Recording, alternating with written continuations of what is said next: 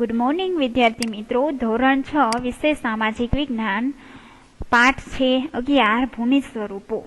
ભૂમિ સ્વરૂપોમાં આપણે ઉચ્ચ પ્રદેશો જોયા, પર્વતોના પ્રકાર જોઈએ. હવે ત્યારબાદ આપણે મેદાન વિશે સમજીએ. સમુદ્ર સપાટીથી 180 મીટરથી ઓછી ઊંચાઈએ આવેલ આ સમતલ કે સપાટ ભૂમિ ભાગને આપણે શું કહીએ છીએ? મેદાન તરીકે ઓળખીએ છીએ. દુનિયાના મોટાભાગના મેદાન નદીઓ દ્વારા ઠલવાયેલ માટી હોય છે. માટીના માંથી જ નિર્માણ પામ્યા હોય છે.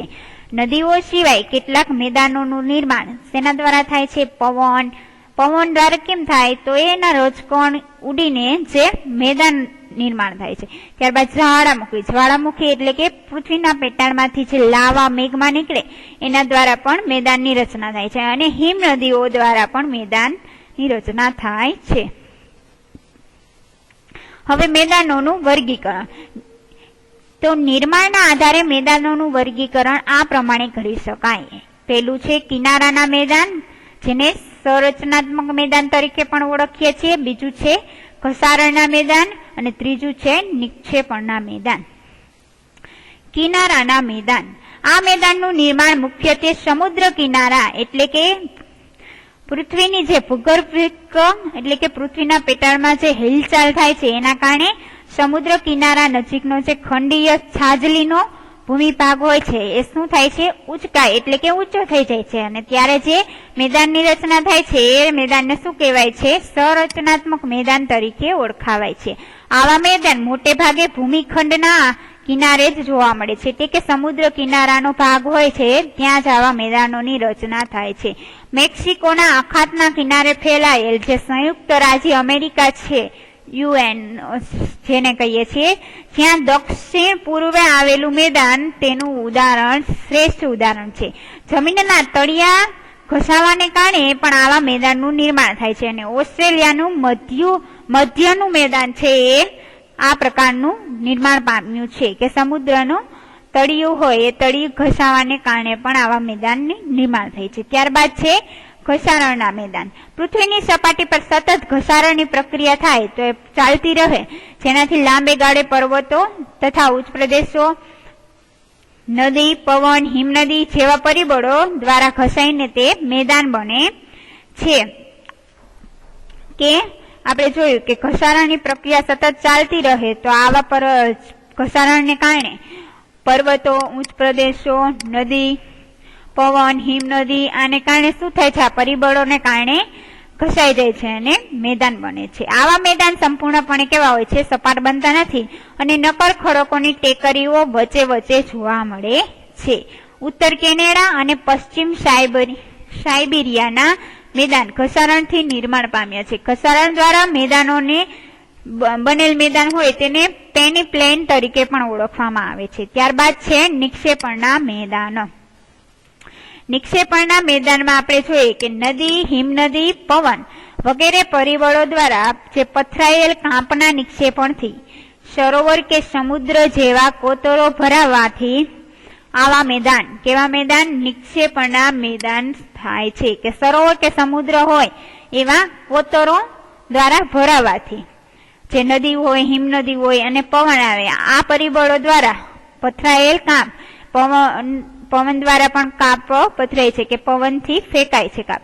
અને નદી, હિમનદી એટલે કે નદી જાય વહેતી હોય તો એ પાણીની સાથે કાપનું એક જગ્યાએથી બીજી જગ્યાએ નિક્ષેપણ થાય છે, સ્થળાંતર થાય છે. અને હિમનદી એટલે કે પર્વતોમાંથી બરફ પીગળીને જે નદી ચાલતી હોય, વહેતી હોય એ નદી દ્વારા પણ કાપનું નિક્ષેપણ થાય છે. તો આ નિક્ષેપણથી સરોવર કે સમુદ્રો જેવા કોતરો ભરાવાથી એટલે કે સરોવર કે સમુદ્રમાં પાણી ભરાવાથી કાપનું નિક્ષેપણ થાય છે.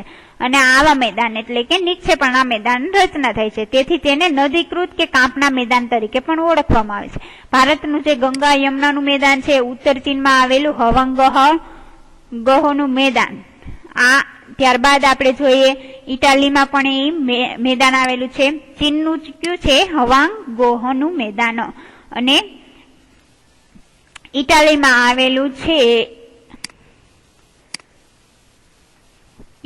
આવેલું છે કયું મેદાન છે?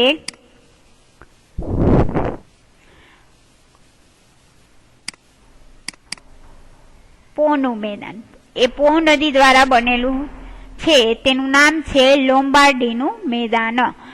અને મેદાનના વિશિષ્ટ દ્રષ્ટાંત એટલે કે ઉદાહરણો છે. જ્યારે મેદાનનું નિર્માણ સરોવર કાંપના નિક્ષેપણથી થાય છે ત્યારે તેને સરોવરનું મેદાન પણ કહેવામાં આવે છે. કાશ્મીરની ખીણો ભારતમાં સરોવરના મેદાનનું ઉદાહરણ છે. મેદાનોનું હવે મહત્વ જોઈએ કે માનવ વસાહતો કે માનવી જ્યાં રહેતો હોય ત્યાં અને એનું વેપાર વાણિજ્ય હોય એ સ્થાનો ફળદ્રુપ મેદાનોમાં સ્થપાય છે. અને સપાટ મેદાન સડક માર્ગ અને રેલ માર્ગ માટે ઉપયોગી પુરવાર એટલે કે એ માટે ઉપયોગી થાય છે. ગીચ વસ્તી ધરાવતા શહેરો હોય ત્યાં મેદાનોમાં આવેલા હોય છે એવા શહેરો. ફળદ્રુપ જમીન જે ખેત ઉત્પાદન માટે ઉપયોગી છે આપણા માટે, અને ખેત પેદાશો ઉદ્યોગો માટે કાચો માલ પણ પૂરો પાડે છે ફળદ્રુપ જમીન. હવે ઉપસાગર કોને કહેવાય જોઈએ કે સામાન્ય રીતે મહાસાગરના જળ ભાગનો આંશિક એટલે કે થોડોક ભાગ એટલે એને શું કહેવાય ઉપસાગર તરીકે ઓળખાય છે.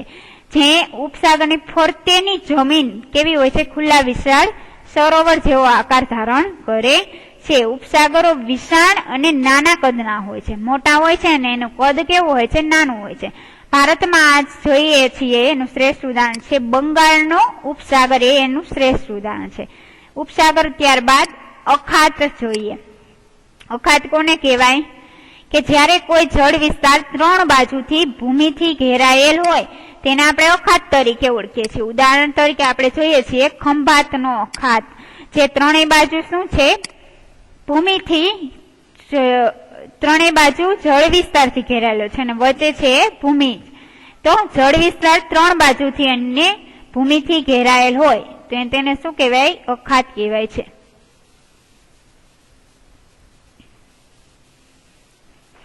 જળ વિસ્તાર હોય છે અને 3 બાજુ એની કેવી હોય છે ભૂમિથી ઘેરાયેલ હોય છે તો એને અખાત કહેવાય છે. અને ત્યારબાદ હવે ભૂશીર. ભૂશીર એટલે કે એક ભૂમિનો લંબાત્મક છેડો જે જળ ભાગમાં ફેલાયેલ હોય છે કે ભૂમિ હોય છે એનો છેડો કેવો હોય છે પાણી વાળો, એમાં ત્યાં પાણી છેડે રહેલું હોય છે, જેને સમુદ્ર રેખા તરીકેની સંજ્ઞા પણ મળી શકી આપણે આપી શકીએ છીએ. દાખલા તરીકે કન્યાકુમારી જે ભારતમાં આવેલું છે અને કેપ ઓફ ગુડ હોપ જે આફ્રિકામાં આવેલું છે કે એનો એક છેડો છે ભૂમિ ભાગનો એ કેવો છે પાણી. ટાપુ છે જે ભૂમિ ભાગમાં 4 બાજુથી જળ વિસ્તારથી ઘેરાયેલો હોય છે, એનો ભૂમિ ભાગ કેવો હોય છે 4 બાજુ કેવો હોય છે પાણી હોય છે 4 બાજુ અને વચ્ચે ભૂમિ ભાગ હોય છે, ટાપુ તરીકે ઓળખાય છે. ઉદાહરણ તરીકે આપણે લક્ષદ્વીપ, અંદમાન નિકોબાર, શંખોદ્વાર, બેટ દ્વારકા, પિરોટન ટાપુ, નરા બેટ, પીરમ બેટ, શિયાળ બેટ આ બધા શું છે ટાપુ છે. ત્યારબાદ ખીણ. ખીણની રચના કઈ રીતે થાય છે કે પર્વતોની જે હારમાળા હોય છે એની વચ્ચે આવેલો જે નીચાણવાળો ભાગ હોય છે એ ભાગ ગેડ પર્વતો અને ખંડ પર્વતોના નિર્માણ વખતે તથા નદી હિમનદીના ઘસારણના કારણે પણ અને ત્યારબાદ ઘસારણ કાર્યના પરિણામે પણ ખીણોની રચના થાય છે. દાખલા તરીકે આપણે કાશ્મીરની ખીણ જોઈ છે. કાશ્મીરની ખીણ કેવી છે આવી ખીણ સ્વરૂપની છે. એનો પર્વતોની હારમાળામાં નીચાણવાળો ભાગ આવે છે અને ગેડ પર્વતો અને ખંડ પર્વતોનું જે નિર્માણ થયું તે વખતે તથા નદી અને હિમનદીનો ઘસારણ થાય છે. તો આ એ બધા શું ખીણની રચના થાય છે એ દ્વારા એ મુજબ જ કાશ્મીરની ખીણ જોવા મળે છે. સામુદ્રધાની. જે જળ વિસ્તારોને જોડતી સાંકડી જળપટ્ટી હોય છે એને કહેવાય સામુદ્રધાની. ઉદાહરણ તરીકે ભારત અને શ્રીલંકા વચ્ચે આવેલી પાલ્કની સામુદ્રધાની કે કેવી હોય છે સમુદ્ર બંને છેડે જળ વિસ્તારથી જોડતી હોય છે. ભૂમિથી પણ ઘણા જોડતા હોય છે પણ આ જળ વિસ્તારથી જોડે પાણીથી જોડે છે એટલે એને સમુદ્રધાની કહેવાય છે. કેમ કે ત્યાં 2 સમુદ્ર જોડાતા હોય છે 2 સમુદ્રના પાણીથી એટલે સમુદ્રધાની. સંયોગી ભૂમિ. 2 જળ વિસ્તારોને અલગ કરતી હોય તેવી સાંકડી ભૂમિપટ્ટીને શું કહેવાય સંયોગી ભૂમિ. ઉદાહરણ તરીકે પનામા જે ઉત્તર અને દક્ષિણ અમેરિકા ખંડ વચ્ચે આવેલી છે કે 2 ભૂમિઓને શું કરે છે 2 જળ વિસ્તારોને શું કરે છે અલગ કરે છે. એવી ભૂમિપટ્ટી એવી જમીનની પટ્ટી હોય છે. દ્વીપકલ્પ. દ્વીપકલ્પ કોને કહેવાય છે ભૂમિ ભાગની 3 બાજુ શું હોય છે સમુદ્ર અને વચ્ચે એક અને એક બાજુ શું હોય છે, જમીન વિસ્તાર, તે એનાથી જોડાયેલ હોય તેને દ્વીપકલ્પ તરીકે ઓળખાય છે. આપણે દાખલા તરીકે આપણે જોઈએ છીએ સૌરાષ્ટ્રનો વિસ્તાર અને દક્ષિણ ભારતમાં આવા દ્વીપકલ્પ વધુ જોવા મળે છે.